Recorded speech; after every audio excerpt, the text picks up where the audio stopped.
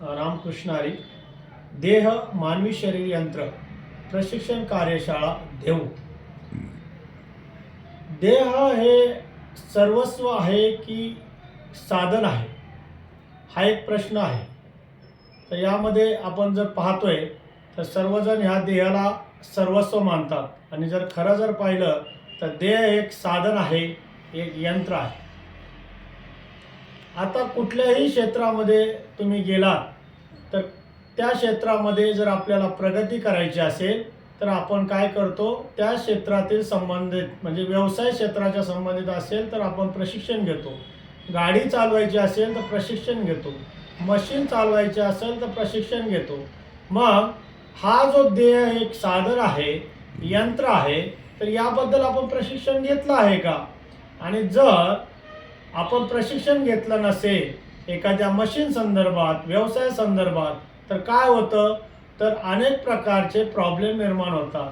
गाडी संदर्भात घेतलं तर ॲक्सिडेंट होतात आणि व्यवसाय संदर्भात जर घेतलं तर अपयश येतं. आणि म्हणून मग ह्या देह संदर्भामध्ये आपण कुठल्याही प्रकारचं प्रशिक्षण घेतलं नाही, वापरासंबंधीचं कुठल्याही प्रकारचं आपण शिक्षण घेतलं नाही, मग आपल्या जीवनामध्ये ॲक्सिडेंट झाले नसतील का? आपल्या जीवनामध्ये प्रॉब्लेम आले नसतील का? आपल्या जीवनामध्ये समस्या निर्माण झाले नसतील का? आपल्या जीवनामध्ये व्याधी आली नसतील का? आपल्या जीवनामध्ये रोग आले नसतील का? याचं सर्व जे कारण आहे, मूळ कारण म्हणजे देहाविषयीचं अज्ञान हेच आपल्या सर्व समस्याचं, रोगाचं मूळ कारण आहे. आणि म्हणून मग हे देह करतं काय?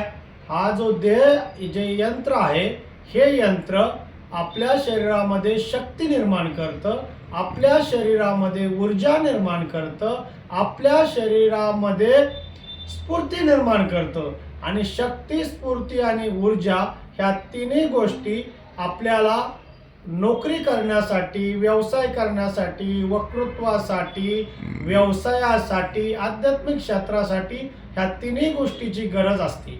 आणि म्हणून ह्या देहसंबंधी, वापरासंबंधीचं आपण सर्वांनी सुरुवातीला प्रशिक्षण घ्यायला पाहिजे.